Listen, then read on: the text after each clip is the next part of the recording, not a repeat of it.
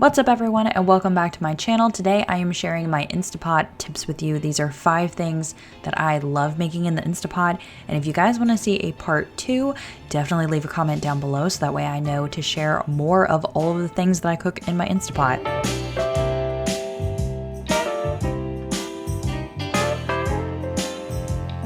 Okay, so I have this Instapot. I will actually link mine down below in case you guys want to get mine. It is a few years old and I know that they look a little bit different nowadays. But we're gonna first start out with hard-boiled eggs. I love making hard-boiled eggs in the Instapot because it only takes a couple minutes and they peel like a breeze. So my Instapot did come with this insert. It is like a steamer basket type of thing, but the eggs fit perfectly.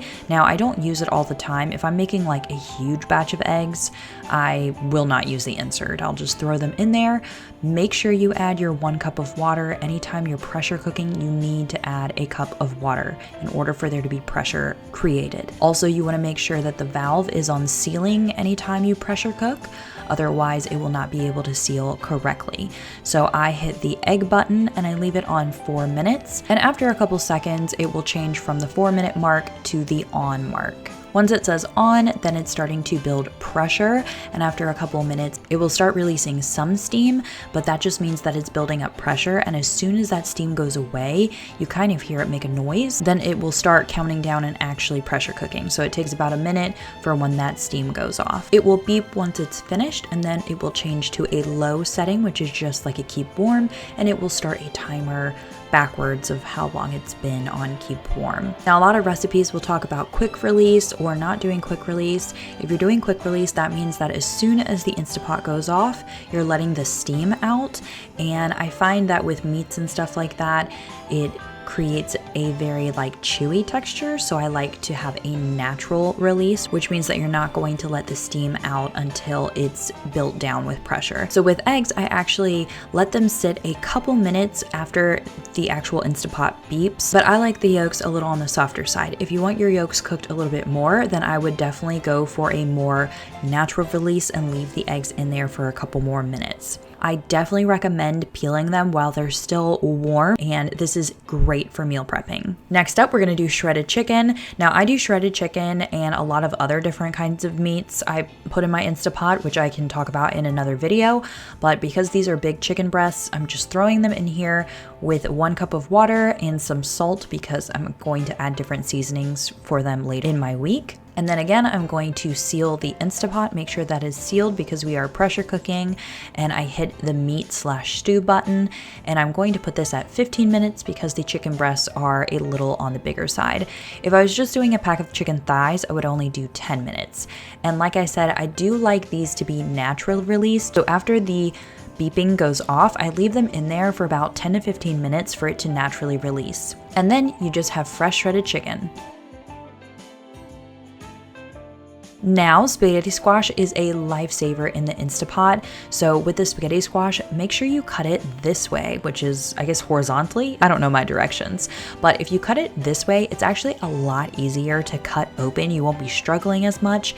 And because of the way the strands are in the spaghetti squash, they go around in a circle, so you'll actually get longer strands compared to cutting it the other way, which is like lengthways.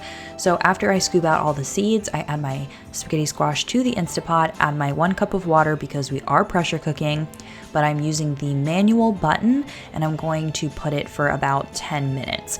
Now, this is just personal preference. You might want to test it out with how many minutes you like your spaghetti squash, how much spaghetti squash you have in there, if you like it, softer, if you like it chewier, and also if you like it natural released or quick released.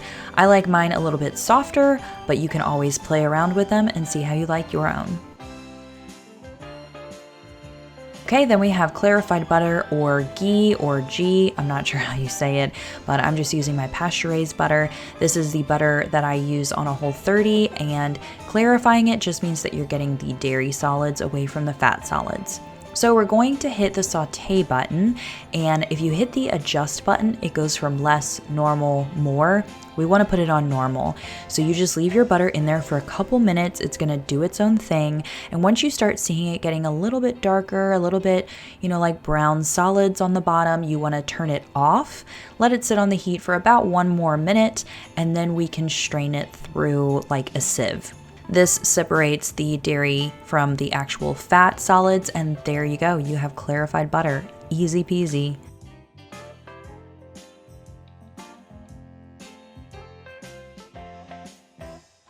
And last but not least is bone broth. And I actually have a whole nother video of how I make my bone broth in the Instapot. So I will link that down below and you guys can go check that out. It's super easy. You can make it in like 120 minutes. So very, very fast bone broth. And I do this all the time.